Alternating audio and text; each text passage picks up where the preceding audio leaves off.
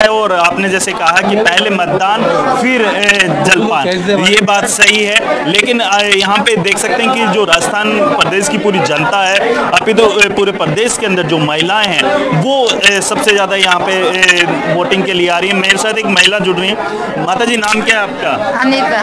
किन मुद्दों को लेकर अपने प्रत्याशी का चुनाव कर रहे हैं? कि सब विकास हो, सब चीज का बस। देखिए, मैं एक आप वोटिंग करके आ चुके हैं, इस साइड आइए।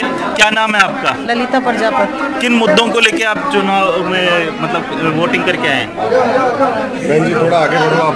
बिल्कुल, देखिए मारिया, यहाँ पे देख सकते हैं कि जो भीड़ है वो काफ़ी ज़्यादा हो चुकी है, क्योंकि लगभग जो आधा घंटा यहाँ पे जो ईवीएम मशीन की खराबी के चलते हुए आप मेरे पीछे तस्वीरों में देख सकती हैं, जो तमाम जो वोटर्स हैं वो यहाँ पे लंबी कतार के रूप में खड़े हुए हैं। और सबसे बड़ी बात ये है कि ये जो सिविल लाइन विधानसभा क्षेत्र है वहाँ पे बीजेपी है, उनके जो प्रत्याशी हैं वो गोपाल शर्मा है, तो वहीं कांग्रेस के जो कह सकते हैं कि कैबिनेट मिनिस्टर रहे हैं अशोक गहलोत सरकार के कार्यकाल के दौरान प्रताप सिंह खाचरियावास है, वो अशोक गहलोत की भी तस्वीर आ रही है वहां से। अशोक गहलोत खुद निकले हुए हैं और उनके हाथ में क्या है? अविनाश, क्या हाथ में लिए हुए हैं वो? ये सूत की माला है जो वो हमेशा रखते हैं, कार्यकर्ता उनको हमेशा ये सूत से बनी हुई माला भेंट करते हैं, तो वो उनके हाथ में है और वो अपने खुद के पोलिंग बूथ ये महामंदिर क्षेत्र में होगा जहां उनका पैतृक निवास है, वहां से वो वोट दे के निकले हैं। ये तस्वीरें सरदारपुरा से आ रही हैं और उनके परिवार की जितने सदस्य हैं वो भी साथ में दिख रहे हैं। जी, उनके पुत्र दिख रहे हैं, उनकी पोती दिख रही है विजुअल में उनके साथ। और प्रकाश भंडारी भी हमारे साथ जुड़ रहे हैं। प्रकाश जी, अभी हम देख रहे हैं तस्वीरें आ रही हैं अशोक गहलोत की, मुख्यमंत्री हैं, रिवाज बदलेगा या जो 1993 से चलता आ रहा है राजस्थान में वही रहेगा या फिर कुछ और होगा, यही सवाल है। तो मुख्यमंत्री आज सुबह सुबह दिख रहे हैं कि वो अपने पूरे परिवारजनों के साथ हैं। क्या चल रहा होगा उनके दिमाग में? देखिए, ये अंतिम परिणाम जब आएंगे, जब भी मांग पड़ती क्या स्पष्ट तो तभी होगी। लेकिन राजस्थान में जबरदस्त संघर्ष चल रहा है और जो गहलोत सरकार की जन कल्याण योजनाएं हैं उसका असर तो दिख रहा है। और पिछले 2-3 दिनों से ये कहा कि भाजपा जो है सिर्फ धर्म की और रिलीजन की और जो हिंदुत्व की राजनीति कर रही है, उसके पास जो आम आदमी है उसे इस बात का पता है कि उसे क्या लाभ मिला और गहलोत सरकार ने उनके लिए क्या क्या किया और क्या साथ जो गारंटी दी गई है, उससे ऐसा लग रहा था कि उनका संवर रहा है। कुछ और कोई किस्सा सुनाइए, क्योंकि आप मुख्यमंत्री गहलोत की पॉलिटिक्स काफी सालों से कवर करते आ रहे हैं, बहुत ही करीब से आपने उनको देखा है। अभी जब मुख्यमंत्री चल रहे हैं वहां पर और उसके साथ में उनके हाथ में माला है, क्या सोच रहे हैं वो? ये तो जो कार्यकर्ता है माला पहनाते हैं और लगता ऐसा ही है कि सूत की माला है, हरी सूत की माला है जो लोग उनको भेंट करते हैं, माल्यार्पण करते हैं और अपने चुनाव क्षेत्र में हैं और भारी संख्या में उनके जो प्रशंसक हैं, उनके समर्थक हैं, मैं बोलता हूँ, उनके स्वागत के लिए आए हैं। जयपुर से सरदारपुर, जोधपुर जाकर के सरदारपुर में उन्होंने मतदान किया और तो वहीं वो लिस्टेड हैं, उनका मत वहीं पड़ता है और अपनी जगह पे तो विधानसभा के सारे चुनाव उन्होंने सरदारपुरा से लड़े हैं और जो उनके हमेशा वो जीते भी हैं, बड़ी जो मार्जिन जो है हमेशा बहुत अच्छे मार्जिन से वो जीते हैं। सिर्फ एक बार 18-20 हजार से जीते अंतर था, लेकिन उन्होंने अगले चुनाव के अंदर उसे 40 से ऊपर पहुंचा दिया। जी अविनाश कल्ला जी, जो मुख्यमंत्री के साथ जो लोग दिख रहे हैं उनके बारे में बताइए, ये लोग कौन हैं और क्योंकि वो तस्वीरें बहुत खास हैं इसलिए भी, क्योंकि 2018 की बात की जाए तो उनके बहुत सारे करीबी उनके साथ दिखते थे और इस चुनाव में बहुत करीबी जो लोग थे उन्होंने भी उनका साथ छोड़ दिया। जी मारिया, इस वाले विजुअल में तो उनका परिवार ही उनके साथ है, उनकी पोती, उनके पुत्र, वो दोनों दिख रहे हैं। उनके सिक्योरिटी गार्ड रामनिवास जो हर पिक्चर में उनके साथ होते हैं वही हैं। शशिकांत को हम देख सकते हैं इसमें। लेकिन आपने ये एक पॉइंट रेज किया कि उनके क्लोज एसोसिएट्स, जहां इस बार अशोक गहलोत पूरे राजस्थान को अपने फेस पे वोट करने के लिए कह रहे हैं, उनके जोधपुर क्षेत्र में कहें तो उनके जो करीबी माने जाते थे, जैसे जोधपुर के मेयर रामेश्वर दादीज 40 साल से अशोक गहलोत के साथ थे, लेकिन अंत में वो सरदार, उनको सूरसागर से उम्मीदवारी मिलनी थी। पहले उन्होंने नामांकन भरा बागी के तौर पे, फिर नामांकन वापस तो लिया सुबह, लेकिन शाम को भारतीय जनता पार्टी ज्वाइन कर ली। इसी तरह सिवाना एक सीट है, वहाँ पे भी इनके करीबी है सुनील परिहार, वो इनको छोड़ के निर्दलीय खड़े हो चुके हैं। और इसी तरह जोधपुर शहर में अजय त्रिवेदी हैं, वो भी अशोक गहलोत के करीबी थे। तो जहां एक तरफ मुख्यमंत्री पूरे प्रदेश में अपने नाम पे या अपने चेहरे पे वोट मांग रहे हैं, इनके गृह क्षेत्र में इस बार लोग इनसे छूटते जा रहे हैं। देवेंद्र शुक्ला जी सेफोलॉजिस्ट हैं, वो भी जुड़े हुए हैं हमारे साथ। देवेंद्र जी, मुख्यमंत्री के लिए बहुत अहम चुनाव है, उसी तरह से कमलनाथ जी के लिए मध्य प्रदेश में है और शिवराज सिंह चौहान के लिए भी जो मुख्यमंत्री हैं। सवाल ये है कि इस बार क्या रिवाज वैसे ही रहेगा जो चलता आ रहा है या रिवाज बदलेगा? देखिए, मेरा अपना मानना यह है कि आज राजस्थान में मतदान हो रहा है और रिवाज बदलेगा या रिवाज जो है नहीं बदलेगा, ये एक बहुत महत्वपूर्ण चीज है, उस पर निर्भर करेगा। अगर आप बीते 3 विधानसभा चुनाव की बात करें तो मतदान का प्रतिशत लगातार बढ़ा है। अगर बीते 6 विधानसभा चुनाव की बात करें तो उसमें भी बढ़ा है। सिर्फ एक विधानसभा चुनाव जो है वो इसका अपवाद रहा है, संभवतः 2008, जबकि मतदान जो है पहले के अपने 2003 की तुलना में गिर गया था। अगर पोस्ट डिलिमिटेशन मतलब 2008, 2013 और 2018 की बात करें मतदान प्रतिशत के लेकर ही, तो सिर्फ 2013 का चुनाव ऐसा रहा है जब महिलाओं का पुरुषों की तुलना में मतदान प्रतिशत जो है वो ज्यादा रहा है। इसके अलावा कोई भी ऐसा विधानसभा चुनाव राजस्थान में नहीं रहा है जबकि महिलाओं ने पुरुषों को मतदान के मामले में पीछे छोड़ा हो।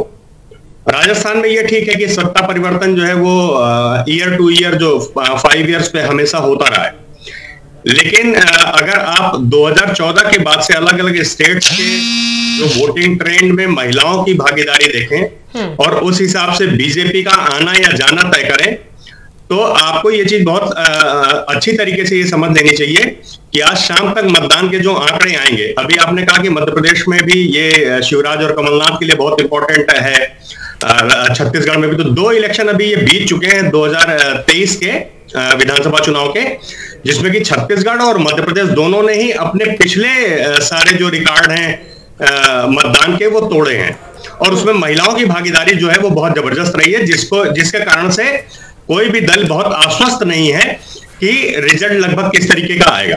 तो मेरे विचार से शाम तक में ये 5 राज्य जो हैं उसमें मिजोरम भी है, छोटा सा राज्य जरूर है लेकिन हम भूल नहीं सकते हैं उसको। प्लीज देवेंद्र शुक्ला जी। मैं ठीक से सवाल सुन नहीं पाया मारिया, आपका मेरा कहना है कि 5 राज्य में एक छोटा सा राज्य भी है, वो मिजोरम है, जिसमें चुनाव हो चुका है।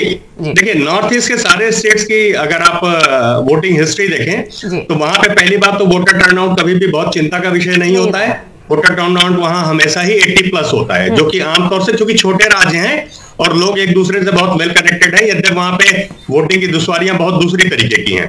तो वहां पे और दूसरी बात है कि वहां पर महिलाओं की भागीदारी पुरुषों की तुलना में कभी भी चिंताजनक नहीं रही, वो भी वहां पे हमेशा परंपरागत तरीके से ज्यादा रही है।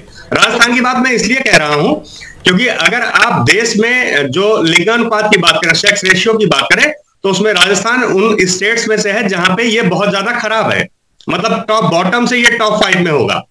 तो राजस्थान में अगर इस बार महिलाएं पुरुषों को वोटिंग के मामले में आउट नंबर करती हैं तो आप ये मान के चलिए कि ये बहुत ही चमत्कारिक तरीके के, या कहते हैं कि एक तरीके से पॉलिटिकल लैंडस्लाइड जैसा दिखाई दे।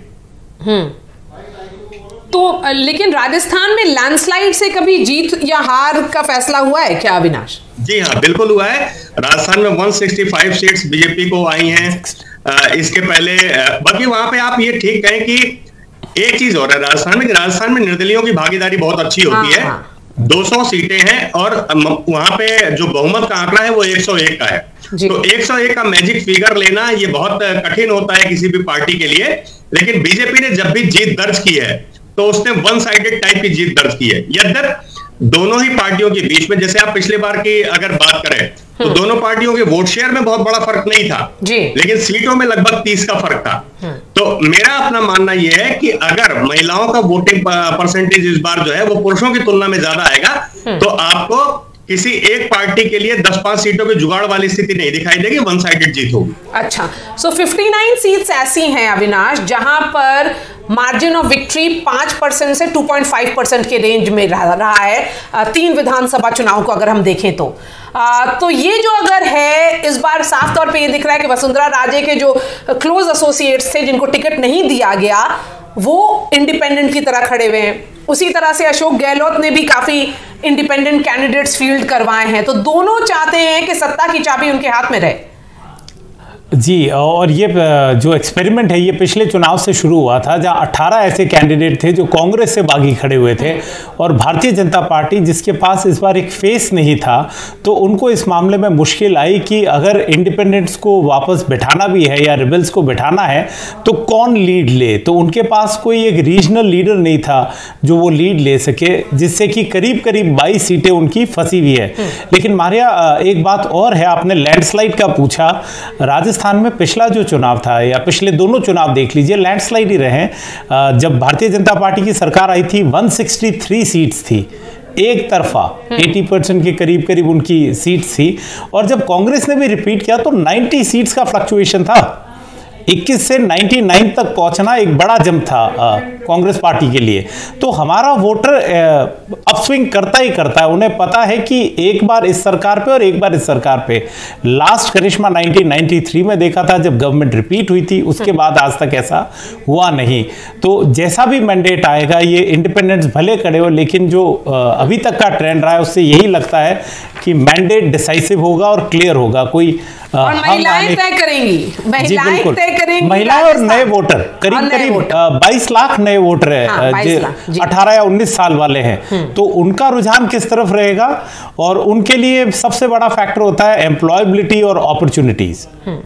और महिलाओं का भी अगर उन लोग की संख्या देखें तो 5.25 करोड़ टोटल वोटर्स हैं राजस्थान में, उसमें महिलाओं की संख्या 2 करोड़ से ज्यादा है, आधी है करीब। तो हाँ, तो आधी आबादी पूरे हक पर ये वो मतदान केंद्र पे आ रही हैं अपना मतदान देने के लिए। और हम अपने संवाददाताओं के पास जाएंगे एक छोटे से ब्रेक के बाद, लेकिन उससे पहले प्रकाश भंडारी जी, ये चुनाव अशोक गहलोत ने अपने नाम पे लड़ा है, अपने चेहरे पे लड़ा है और वो बार बार ये कह रहे थे कि कांग्रेस का कैंडिडेट इतना जरूरी नहीं है, जो लोकल कैंडिडेट है वो प्रत्याशी इतना जरूरी नहीं है जितना जरूरी उनका चेहरा है, उनका काम है। ऐसा उन्होंने क्यों किया? मारिया, मैं ये कहूंगा कि तो सबसे बड़ी सवाल ये है कि भाजपा के अंदर राष्ट्रीय स्तर पर बहुत बड़े बड़े नेता हैं, स्वयं मोदी जी हैं, अमित शाह हैं, जेपी नड्डा हैं और कई हैं। लेकिन राजस्थान के अंदर जो मैं समझता हूँ एक राजनीतिक भूल है कांग्रेस की, वो सिर्फ ये अशोक गहलोत पर ही निर्भर करना जो है ऐसा होना चाहिए कि किसी भी राजनीतिक दल के अंदर एक से अधिक नेता होते हैं और अलग अलग तबके के होते हैं, अलग अलग क्षेत्र से आते हैं और उस क्षेत्र में वो अपने पार्टी के लिए प्रचार करते हैं और अपनी पार्टी का जो है वो वहाँ अपने क्षेत्र में मजबूती देते हैं और उसका कलेक्टिव जो लाभ मिलता है उस पार्टी को मिलता है। जबकि राजस्थान के अंदर कांग्रेस जो है सिर्फ अशोक गहलोत के इर्द गिर्द सिमट गई है और मैं समझता हूँ कि सचिन पायलट का भी इतना उपयोग नहीं हो पाया है जितना होना चाहिए था। सचिन पायलट की युवाओं में छवि है और लेकिन देखिए एक हफ्ते चुनाव के जब 7-8 दिन रह गए थे तब जो है राहुल गांधी आकर के एक सभा के अंदर दोनों के हाथ, अशोक गहलोत का और सचिन पायलट का हाथ उठा करके कहते हैं कि हम ये दोनों सब एक साथ हैं, यूनाइटेड हैं और हैं। तो ये बातें जो है शायद मतदाताओं को पचे नहीं, क्योंकि एन चुनाव के वक्त पर आप अगर ये कहें कि दोनों नेता जो है इनको कोई मतभेद नहीं है तो लोगों को पछता नहीं है ये बात। तो ये हम साथ साथ हैं वाली जो तस्वीर आई भंडारी जी, ये हम साथ साथ हैं वाली जो तस्वीर आई, आपने सही कहा, लोगों को पछता नहीं है क्योंकि पब्लिक है, सब जानती है, वो जानती है इस बात को भी कि कितना डिफरेंसेस था और जिस तरह की भाषा दोनों नेताओं ने एक दूसरे के लिए इस्तेमाल की वो साफ तौर पे दिख रहा था। और सचिन पायलट के कैंप के लोगों को टिकट मिलना ना मिलना और उसी तरह से दोनों तरफ जो लड़ाई चल रही थी वो खुल कर, सचिन पायलट एक सबसे बड़ी बात है कि सचिन पायलट के कैंप के अधिकांश लोगों को टिकट दिया गया और अशोक गहलोत ने बड़ी उदारता दिखाई। टिकट पे, हर टिकट पे, हर 200 सीट पे जो भी नॉमिनेशन हुए, जो भी चुनाव जो उम्मीदवार चुने गए, उसमें कहीं ना कहीं अशोक गहलोत का खेल था, अशोक गहलोत का हाथ था। उन्होंने सचिन की जो सूची थी उसमें लगभग सभी लोगों को उन्होंने टिकट दिलवाया और तो ये तो शिकायत हो नहीं सकती थी। लेकिन सचिन का जो उपयोग होना चाहिए क्रॉस, वो ये क्या है कि वो पूर्वी राजस्थान के अंदर ही सिमट गए, जबकि देखिए वो मध्य प्रदेश भी गए थे और उनकी वहाँ सभाओं के अंदर काफी भारी भीड़ देखी गई और मुरैना और जहाँ, लेकिन वो ऐसे क्षेत्र है जहाँ गुर्जरों की आबादी अच्छी है। लेकिन सचिन की गुर्जरों के अलावा भी थोड़ी पहचान बनी थी पिछले 5-7 सालों में, उसका कारण ये था। प्रकाश भंडारी जी ग्राउंड पे चलते हैं। सोनू आनंद हैं उदयपुर से। उदयपुर में 28 सीटें हैं, 28 विधानसभा सीटें हैं, जिसमें 2018 में 14 भाजपा के लिए गई थी और लगभग 12 अविनाश 11 कांग्रेस के लिए। लेकिन ये मेवाड़ का रीजन है और मेवाड़ के बारे में कहा जाता है ये बेल वेदर रीजन है, जो मेवाड़ जीतता है वो राजस्थान की सत्ता पाता है, यही कहा जाता है। सोनू आनंद, सुबह में क्या दिख रहा है आपको? वहां पर 10:30 हो गए हैं, लगभग 3.5 घंटे से मतदान चल रहा है। जी देखिए, मैं अभी उदयपुर ग्रामीण जो सीट है वहां पे राजस्थान आवासन मंडल का कार्यालय है, उस बूथ पे हूं और इस बूथ पे लगातार मतदाता आ रहे हैं और वो अपने वोटिंग का प्रयोग कर रहे हैं। साथ ही साथ जिसका जिक्र आपने भी किया कि उदयपुर में जो 28 सीटें हैं उसमें पिछली बार जो भारतीय जनता पार्टी है उसने अच्छा प्रदर्शन किया था। पिछले 2 चुनावों से भाजपा यहाँ पे अच्छा प्रदर्शन करते रही है, लेकिन दिलचस्प यह भी कि पिछली बार वो जो मिथक था वो टूटा था और इस बार इन दोनों दलों के लिए भारत आदिवासी पार्टी और बीटीपी भी एक बहुत बड़ी चुनौती बनकर उभरी है इस पूरे इलाके में और वो जो परंपरागत वोट बैंक है दोनों पार्टियों का उसको चैलेंज कर रही है। तो इस बार ये हो सकता है, बहुत संभव है कि यहाँ के जो परिणाम हैं वो पिछले कई चुनावों से काफी अलग हों। जी, वहां पर महिलाएं हैं सोमू, उन लोगों से बात करें क्योंकि महिला का मतदान बहुत जरूरी है और महिलाएं तय करेंगी कि जयपुर में कौन बैठेगा। जी बिल्कुल, आप बताइए, आप वोट करने आई हैं, किन मुद्दों को ध्यान में रखकर वोट करेंगी आप? देश की सुरक्षा और समृद्धि पे ही करेंगे, जो विकास करेगा उसी को देंगे। बिल्कुल। तो महिलाओं के लिए, लड़कियों के लिए क्या मुद्दे हैं इस चुनाव में? मेनली तो यह है कि लेट नाइट्स अगर कोई निकलता है तो सेफ्टी बहुत इंपॉर्टेंट है आज की डेट में, एजुकेशन, गर्ल्स एजुकेशन। आपने पहले वोट किया है? It's my first vote. Yes.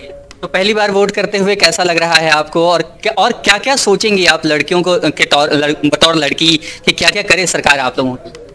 Job opportunities बड़ी अच्छी होनी चाहिए एंड इक्वालिटी होनी चाहिए, सबसे मेन चीज तो ये है, और सेफ्टी बहुत बड़ा इम्पोर्टेंट टॉपिक है आज की डेट में।